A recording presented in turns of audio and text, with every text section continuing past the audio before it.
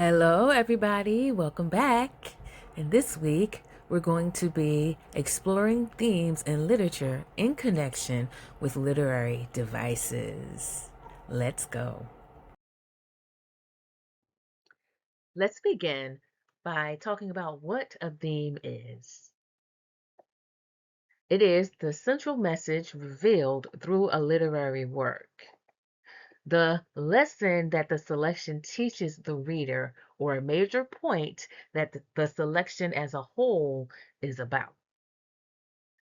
It is a generalization about people or life that is communicated through the literary work.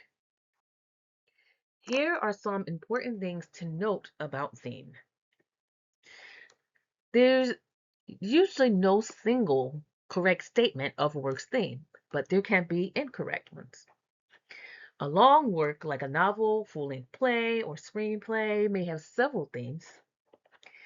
And not all literary works have themes. A work meant only to entertain may have no theme at all.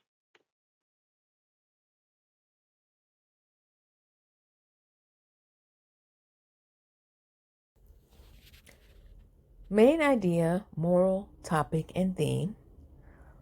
They sound familiar. And you may have heard similar meanings. However, these things are very different. Let's take a moment and review the difference between these four things. Let's begin by talking about theme versus main idea. So the main idea is what the story is generally about. It can be a summary of the text narrowed down to one sentence. Here's a familiar story. So in The Three Little Pigs, it is a story about three pigs who leave their mother's house to start a life for themselves. That right there is the main idea. Theme and moral. I know they sound similar, however they are different. Let me explain. The moral is the lesson learned by the characters in a story. Morals are usually found at the end of a story, particularly a children's story. And morals are almost always directly stated, whereas a story's themes are interwoven throughout the story and must be inferred. Let's talk about topic, particularly a thematic topic. So a thematic topic is an abstract idea that the piece explores. Abstract ideas are things that we can only experience with our emotions and our minds. Abstract ideas cannot be experienced through the five senses. Here's some examples of abstract ideas, and you may have confused these with the theme, and we'll get more to that a little bit later. But some abstract ideas are heartbreak, justice, strength, peace, love, and friendship.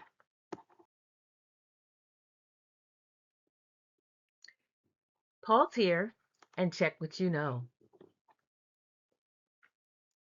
So here are three different examples from Three Little Pigs, and I want us to match the example to the right concept. Number one, The Three Little Pigs is a story about three pigs who leave their mother's house to start a new life for themselves. Number two, hard work pays off. Number three, hard work and preparation. I'll pause here and I'll give you a chance to figure out the answer.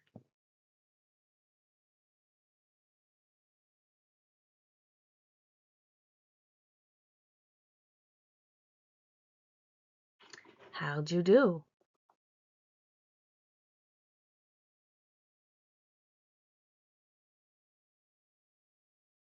Now notice we have a fourth one here, but we haven't talked about that yet. Keep it in mind though, because we're going to be coming back to it.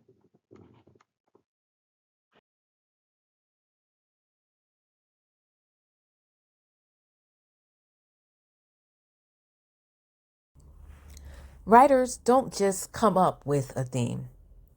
They reveal the theme and build upon it using literary devices.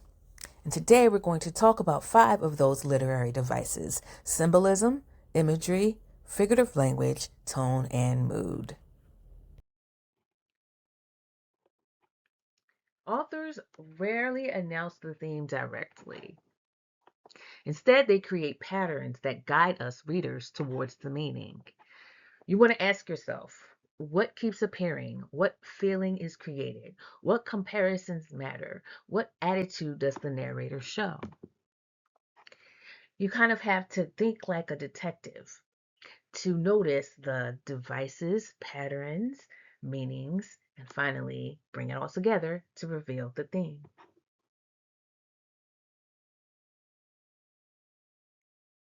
A symbol refers to something concrete, like an object or a color, used to represent something abstract, like a feeling or idea. Sometimes abstract concepts are hard to put into words, so we use symbols to give our emotions, ideas, and beliefs a physical representation. Concrete terms refer to any person, place, or thing that you can experience with your 5 senses. If you can see, smell, hear, taste, or touch something, that object is referred to by a concrete noun. Abstract terms refer to intangible concepts that don't have a physical form and cannot be experienced with our 5 senses, such as emotions, ideas, and beliefs. Let's take a look at some of the most popular and universal abstract ideas and the symbols that go with them. Heartbreak, strength, justice, peace, friendship, and love.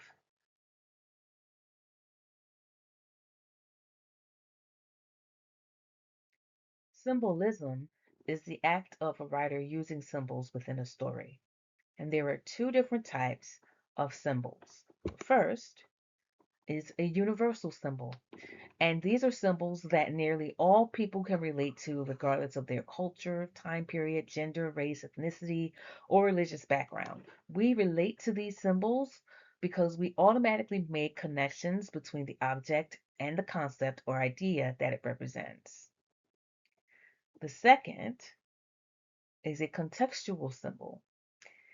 And these types of symbols get their unique symbolic meaning only within the specific story or setting where they appear, rather than having a universal or widely accepted meaning.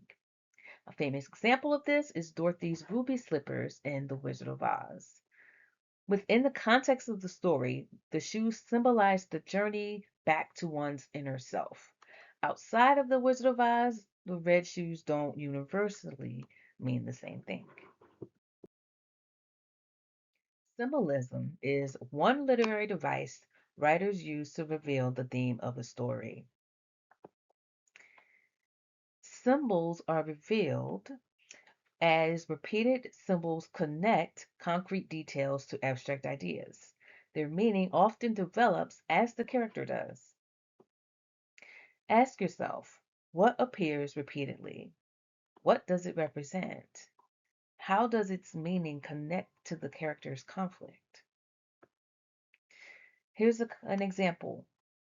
If a caged bird appears whenever a character feels controlled and the bird is finally released, the symbol may support a theme about freedom, independence, or breaking limitations.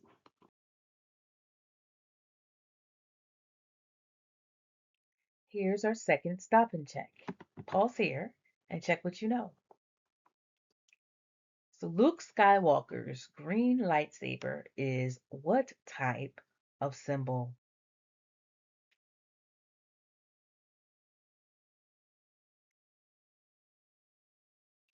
How did you do?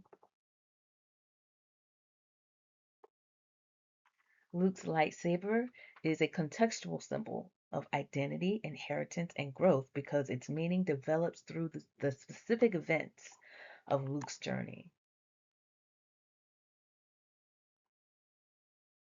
Imagery is when writers use descriptive language to help a reader experience what they read. In order to do this, writers appeal to the reader's five senses. Writers and painters both create vivid images. Painters choose from a palette of colors to create different textures and moods with their works. And writers also have a palette of words, from which they choose just the right words to create a sensory experience for the reader. Imagery is another literary device writers use to reveal the theme of a story. Imagery reveals theme by showing patterns of sensory detail that can emphasize contrast. Warm versus cold, light versus darkness, beauty versus decay, noise versus silence. You want to ask yourself, which sensory details stand out? Do they repeat? What idea or feeling do those details reinforce? Here's an example. A story filled with images of cracked walls, fading photographs, and dust may use imagery of decay to explore themes of loss, memory, or the passage of time.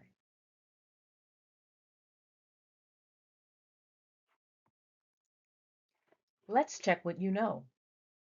The following excerpt is from Maniac Magee by Jerry Spinelli. Read and answer the questions that follow. For the life of him, he couldn't figure why these East Enders called themselves black. He kept looking and looking, and the colors he found were gingersnap and light fudge and dark fudge, and acorn and butterrum, and cinnamon and burnt orange, but never licorice, which to him was real black. Pause here and answer the questions.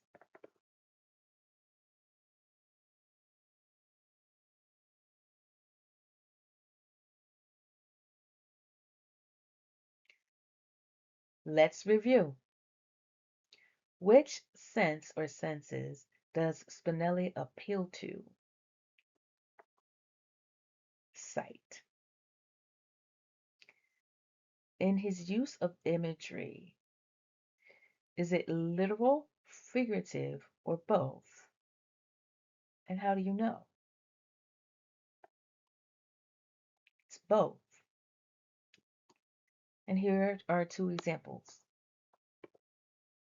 When he talks about people's skin, he's talking in a figurative way. But when he talks about licorice, he's being literal. And why do you think Spinelli chose to describe the East Enders this way, and what effect does it have on the reader? I have an answer, but I'd rather let you think this one out for yourself. You can put the answer in this week's annotations if you like.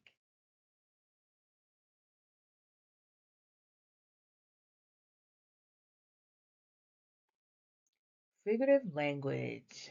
This is language that goes beyond literal meaning to create comparison, emphasis, or deeper meaning. Figurative language is another type of literary device that writers use to reveal the theme of a story. Here are the ones that you're likely most familiar with: simile, metaphor, personification, and hyperbole. Other forms are irony, allusion, idiom, and more. All of these are used to help shape the meaning and build the theme. So, figurative language is used to reveal theme by using comparisons to tell us how the author wants us to understand an experience.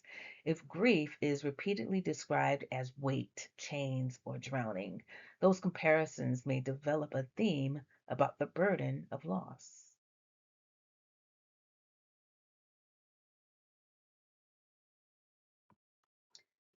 Let's review. Can you name the figurative language used in these examples?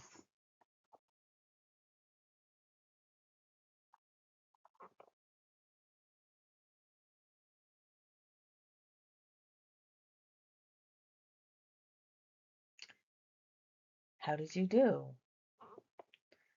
Your love is like a fire is a simile, and I am engulfed by your flames. It's implying that the person is a fire. Personification when the wind whispers. and hyperbole in Cry Me a River. Did you notice how each of these examples of figurative language is also creating imagery?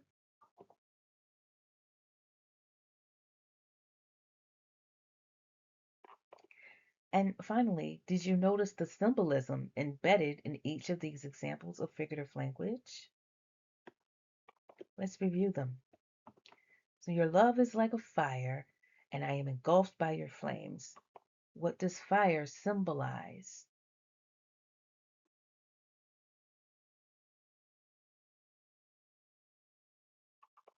Intensity, passion. The wind breezed past my ear and whispered to me, Go. What does wind symbolize?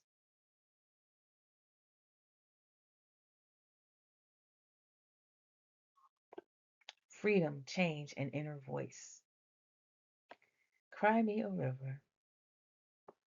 What does a river symbolize? Vastness, endlessness, and flowing.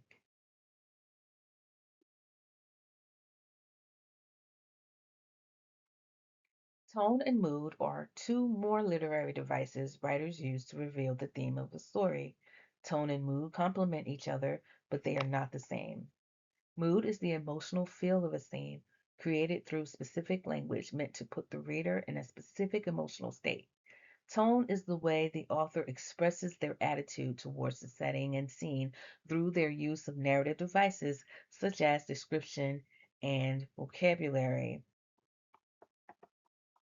Mood and tone work together to create imagery, setting, and atmosphere.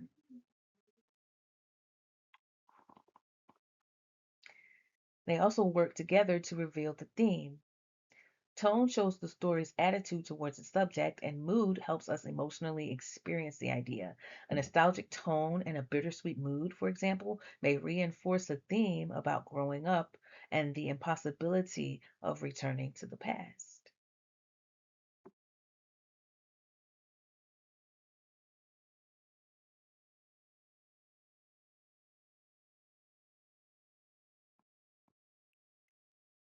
Let's talk about how to identify mood and tone.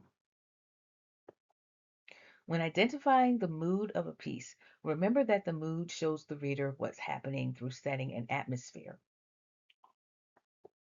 Ask yourself, what does the setting look, sound, and feel like? How do the characters act and speak? How does the story make you feel inside as you read? When identifying the tone of a piece, remember tone is about the author's word choices. These choices can help create the mood or contrast the mood of a piece. Ask yourself what specific adjectives and verbs stand out, and are their feelings positive, negative, or neutral? Do the words carry strong emotions or hidden meanings, connotations that reveal how the writer feels? And how does the narrator describe the characters or events? You can pause right here and take a screenshot of these mood words and tone words. These are the types of words that we use to describe mood and tone when we are interpreting literature. And it may behoove you to write down any words that are on this list that you are unfamiliar with, look up the definition, and learn some new ones.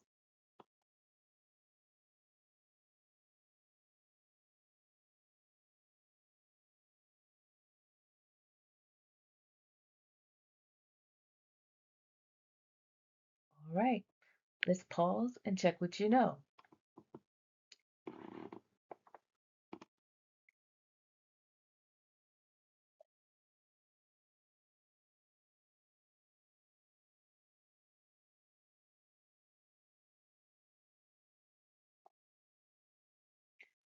All right, let's review. So, what I see is a dark, deserted stairwell in what looks to be an abandoned house.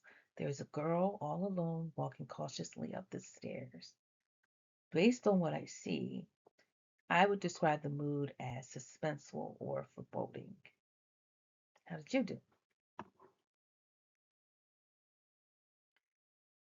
Let's pause here and use this same scene to explain and explore the tone of the piece.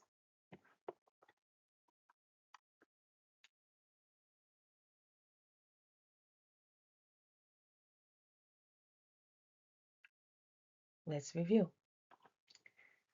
I'm not afraid, I told myself as I made my way up the steps. I tried my best to be quiet. The staircase was old and raggedy. The house had been abandoned for some time, and every step made the telltale creak that announced someone was in the house. I paused and held my breath. I didn't hear any footsteps coming towards me, so I swallowed my fear and trudged on, careful and quiet. Someone had stolen my dog and hid her in this house. I'm not leaving without her. Hold on, Muffin. Mommy's coming. How would you describe the tone of this scene? I would say it's determined and courageous.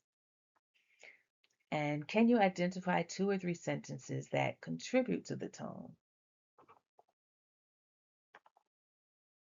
Okay, so I have two.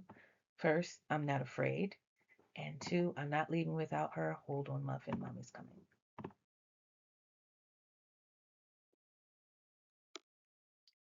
Let's continue. Pause here and think about how the tone and the mood work together in this piece.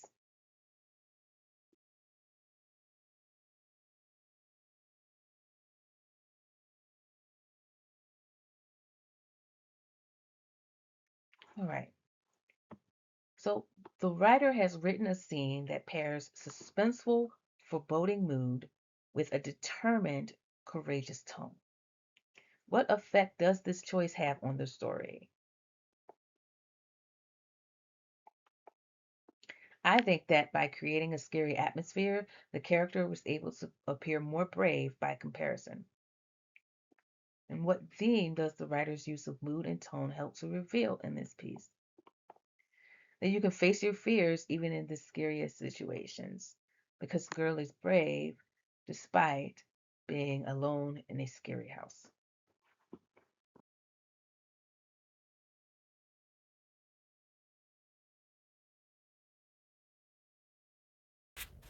When writing about theme, it's important to remember all the things that went into building the theme. That includes the symbolism, the imagery, the figurative language, and the tone and the mood. Let's see how it all comes together. I have another literary device for you, an anecdote. A while back, I came up with two symbols of my own to describe my thoughts on math and language arts. The two curricula are often contrasted, and it is said that whether you're good at one or the other depends on if you're right or left brained. Well, I'm definitely not a math person, and if you are, you get all my love. But one thing I can appreciate about math is that its concepts build upon each other. It's like a waffle, with each little building block stacking upon the next. Now, English language arts couldn't be more different. It's like a big bowl of spaghetti, where each concept touches the other and you rarely see one without another. You see, theme is strongest when several devices point towards the same idea. And when we look at symbolism, imagery, figurative language, and tone and mood, we see how they all connect. Symbols appear in figurative language. Figurative language and symbolism are used to build imagery. Imagery is used to create the mood and tone of a piece. And all of these are used to build a story's theme. And unlike math, the concepts don't stack neatly. You have to dig and excavate and make connections. And sometimes it can get a little messy, just like a bowl of spaghetti. Let's see this written out as a theme. Let's say that in the same story, we see symbolism of a dying garden, figurative language, such as this metaphor, their friendship had withered, tone and mood, that is regretful and lonely, and imagery, describing dry soil, brittle leaves, and faded color. All of these things point towards a larger meaning. An example theme could be relationships weaken when people stop caring for them. When writing about theme, it is important to make the distinction between a thematic topic and a theme statement. The thematic topic is one or two words describing an abstract idea, whereas the theme of a piece cannot be summed up in one word. It should be a full sentence which explains what the writer is trying to teach the reader about the abstract topic. For example, back to our friends, the three little pigs. In the story, the brothers learn the value of hard work. Hard work is the abstract topic. In order to write a theme statement, we must explain the lessons readers learn about hard work. Here's an example. Hard work, foresight, and wise preparation protect against life's hardships, whereas shortcuts and laziness lead to disaster. Here's a formula to help you write a thesis statement about the theme of a story. First, you're going to identify, naming the device and pointing to a specific example. Then interpret by explaining what the detail represents, suggests, compares, or makes us feel. Then make the connection, link that meaning to the character, conflict, or larger idea. And finally, state your theme. Explain what the story suggests about life or human experience. Here's a sentence frame. The author uses blank to emphasize blank. This helps reveal the theme that blank. Pause here and take a screenshot of this and save it as a little cheat sheet. And we've reached the end of this presentation. Thank you for watching. Goodbye.